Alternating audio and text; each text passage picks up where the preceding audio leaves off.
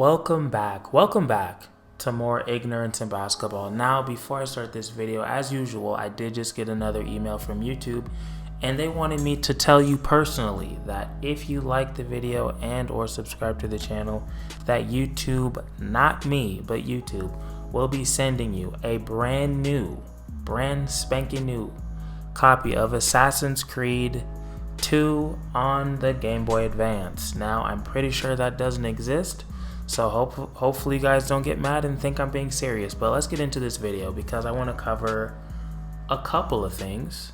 First off, let's talk about the last game against the Rockets and what I noticed and what I liked and what I didn't like.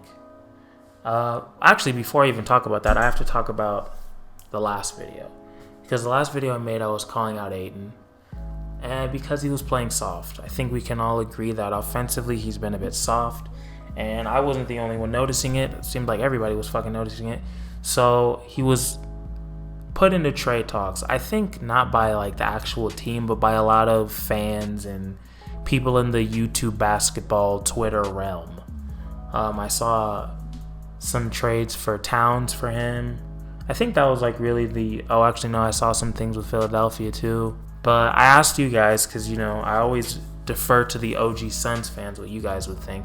And I would say almost all of you guys said keep him, don't trade him. It's too early. He'll get things together. And I guess that you guys were right because he showed the fuck up today. He played great. Now, it's funny. The game after I made that video, they played against Memphis and they lost. And I don't like losses. But I will say, if we had to sacrifice a loss for Ayton to show the fuck up and be more assertive and less pussy a little bit, then I will take that all day, every fucking day. Because he played well in that game. He was catching lobs. I feel like that was the first Chris Paul to Ayton lob of the season. Which, as many lobs as DeAndre Jordan and Clint Capella would catch from him, I don't see why Ayton doesn't, because he's better than both of them combined. But whatevs. It's early. So it's all good. But yeah, he was dunking on people. I was like, this is what I've been waiting to see all season. And he showed up, even though they lost, which isn't great. But again, I'm not worried that if the Suns see the Grizzlies in the playoffs, they're going to lose to them. So I don't really give a shit. Also, I have to look at myself because you got to think about where this team was last year. They weren't even in the playoffs. And now they're like a top 3 or 4 seed and I'm mad. And it's only 12 games into the season, something like that, 13 games into the season. It's like the season's just beginning. It's weird. There's so many young people. Deandre Ayton is 22.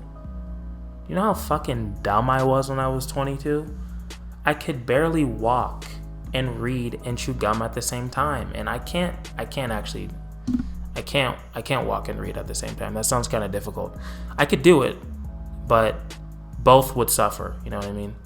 And if you hear background shit, I'm in an apartment and I recorded this video 4 fucking times yesterday because of the noise. And I was like, you know what?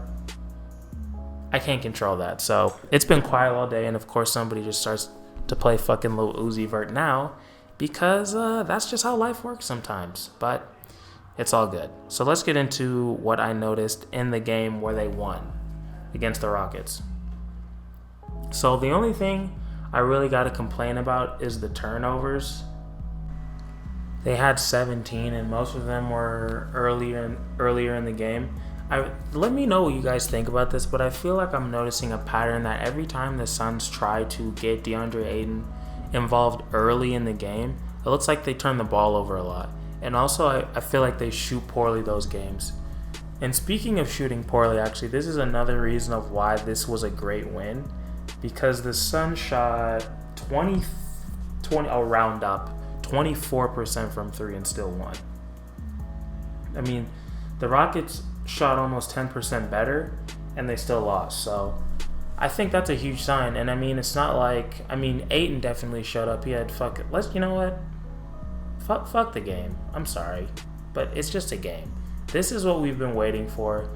Ayton had 26 points, 17 rebounds, 3 assists, and was 11 for 15 from the field.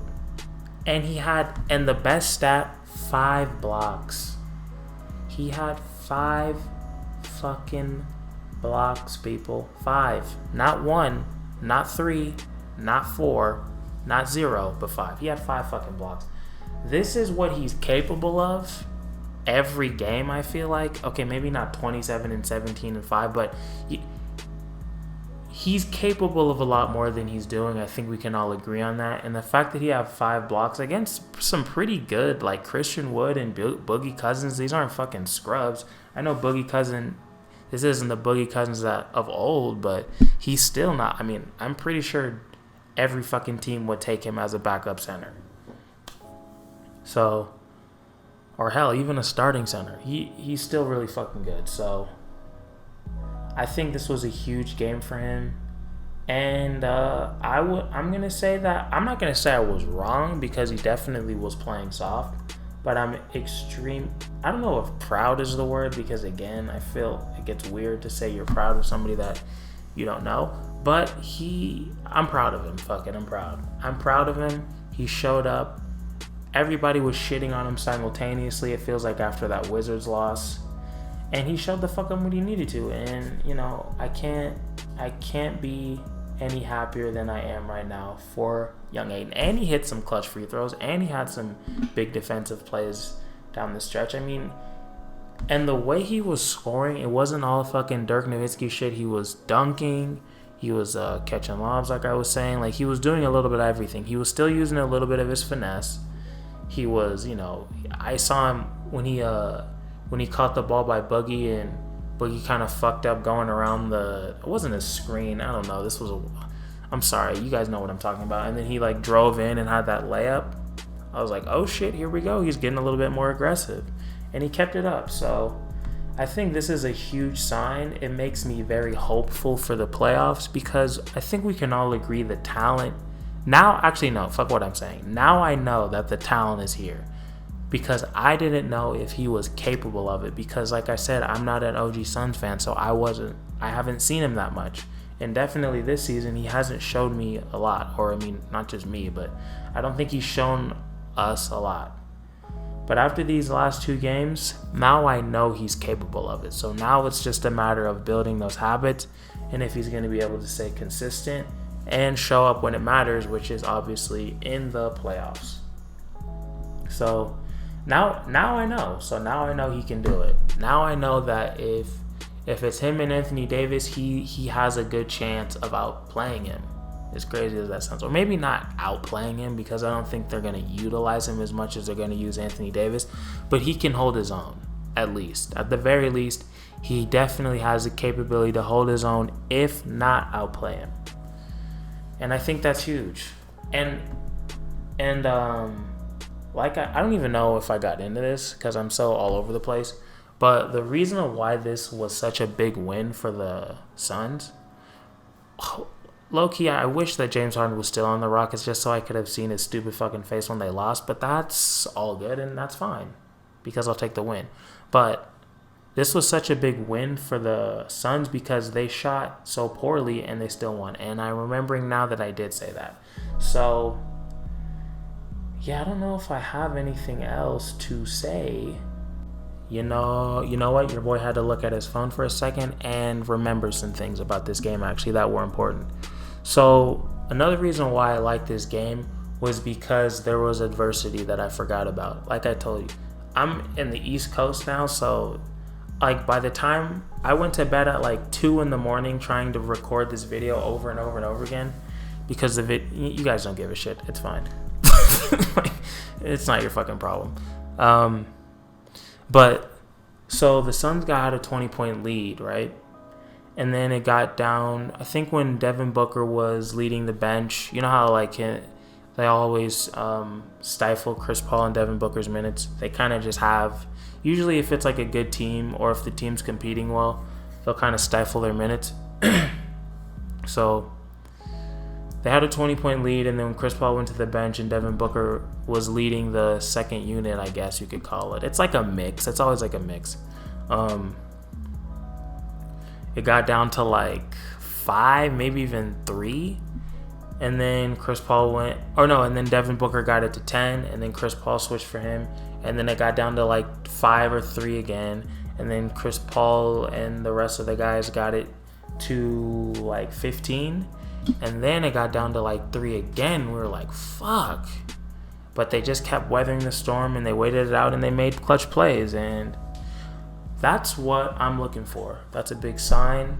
I think it's a really big sign that if a team is fucking up fourth quarter leads, I always feel like that's gonna be a big fuck up in the playoffs, because I always remember that OKC team, the last team that Kevin Durant played for in OKC, the one is the same one that lost to Golden State when OKC was up by 3-1, and I always remember that OKC team led the league and like blown fourth quarter leads. So I always look at shit like that. Now maybe that's just in my head, I don't know, but I always feel like that's a big sign. Like if your team is always fucking up a bunch of fourth quarter leads, when it comes for playoff time, to me that means they don't execute well under pressure, and the playoffs is pressure, so it's not a good sign.